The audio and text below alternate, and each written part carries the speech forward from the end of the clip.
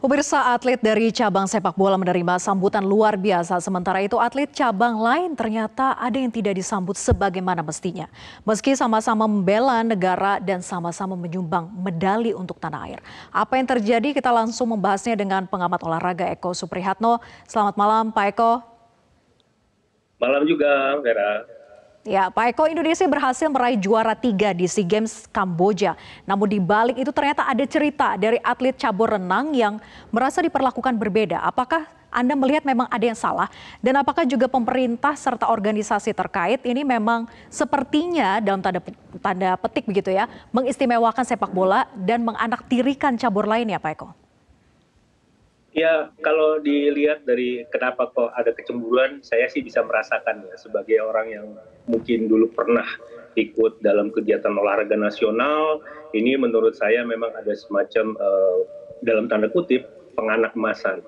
Bahwa sepak bola itu memang sangat jauh dari prestasi dan kemudian setelah 32 tahun itu bisa meraih medali emas, memang itu satu prestasi yang tidak bisa kita anggap remeh. Tetapi kalau kemudian itu menjadikan itu sebagai sebuah perayaan khusus bagi sepak bola, ini juga rasanya harus dipertanyakan kembali ya Pak. Bayangkan ketika kemudian para atlet SEA Games yang baru kembali kemudian diarak, tapi mereka ternyata naik mobil yang ya kalau mungkin di kampung-kampung kayak odong-odong gitu ya.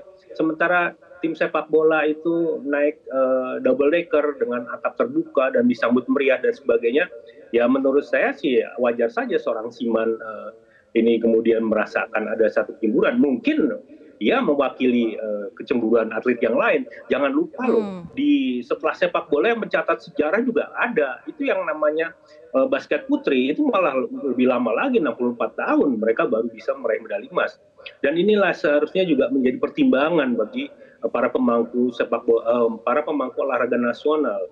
Kenapa kok sampai harus seperti ini gitu? Bahwa haus prestasi seperti diungkapkan oleh Coach Indra Safri memang betul bahwa kami tuh haus prestasi sepak bola, dan kalau kemudian hanya karena kehausan itu dan disambut sedemikian rupa, itu rasanya juga nggak pas juga, begitu Vera.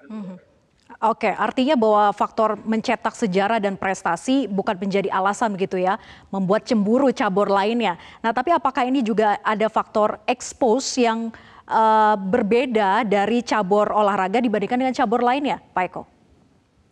Ya, ini juga termasuk ya bahwa kemudian bahwa sepak bola ini kita harus akui bahwa sepak bola ini adalah cabang olahraga yang sangat populer, dan juga ini adalah satu hal yang memang kita tunggu-tunggu.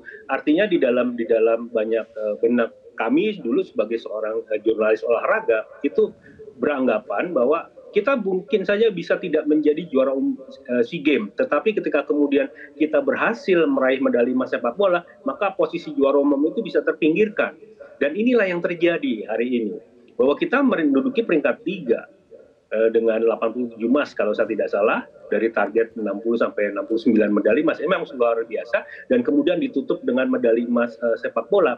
Ini juga merupakan satu apa ya, menurut kami memang seperti sebuah dahaga bagi setiap para pecinta sepak bola nasional, karena ya kita harus akui lah sepak bola kita kan seperti ada dan tiada dengan prestasi. Jadi ketika kemudian mereka meraih medali emas seperti ini, ya mungkin saja ini adalah sebentuk luapan euforia. Tetapi sekali lagi juga nggak ya begitu, tapi jangan begitulah. Prestasi yang ada dan tiada dan berhasil mencetak sejarahnya, tapi tidak begitulah, artinya jangan membedakan begitu ya. Nah, kalau sudah seperti ini, jadi bagaimana sebetulnya caranya pemerintah maupun juga organisasi terkait untuk menghapus rasa cemburu itu tadi, Pak Eko? Ya, dalam hal ini juga pemerintah khususnya Menpora ini harus segera membuat sebuah aturan ya, segera menjawab kritikan masyarakat bahwa mungkin entahlah kemudian, tapi karena ini sudah terlanjur rasanya juga akan terlambat kalau kemudian ada arak-arakan lagi. Pemerintah harus menjelaskan bahwa mereka mungkin salah di dalam penerapan penyambutan seperti ini, bahwa mereka ada segala sesuatu yang memang tidak pas, dan itu mungkin lebih fair ya ketimbang kemudian berkilah dengan sejuta alasan bahwa ini dan sebagainya. Menurut saya pemerintah harus segera menjawab kritikan seperti ini, karena begini Vera ya, bahwa ini juga menjadi bumerang bagi sepak bola nasional. Medali emas SEA Games itu memang kita tunggu-tunggu. Tetapi jangan lupa, tim under 22 ini, tim U22 ini perjalanannya masih panjang. Bayangkan kalau kemudian mereka secara mental diperlakukan seperti ini dengan sambutan seperti pahlawan yang baru pulang dari medan perang, ini sebetulnya bisa menjadi kontraproduktif. Karena bisa saja nanti ketika mereka kalah dalam satu pertandingan, ini mereka kemudian dihujat habis-habisan, dan ini yang harus dipikirkan juga oleh para pemangku kepentingan seperti Ketua Umum PSSI, Kemenpora, bahwa masalah mental ini juga mereka sebetulnya masih belum terlalu matang ya. Jadi ketika kemudian diberikan sambutan yang sedemikian luar biasanya, diberikan panggung yang sedemikian megahnya, tapi nanti mudah-mudahan sih akan menang terus ya. Ketika kemudian mereka kalah di dalam satu pertandingan, katakanlah nanti ada kualifikasi Piala Asia awal tahun depan, dan kemudian kalah, apa jadinya? Masyarakat kita kan demikian. Ketika menang kita lulukan, ketika kalah kita seperti kita dorong terjerembab gitu. Dan itulah yang terjadi dalam dunia olahraga kita, Vera. Baik, semoga pemerintah dan juga organisasi terkait melakukan pembenahan dan menerima kritikan ini dengan perbaikan begitu ya Pak Eko. Terima kasih Pak Eko Suprihatno sudah bergabung bersama kami di Top News. Selamat malam.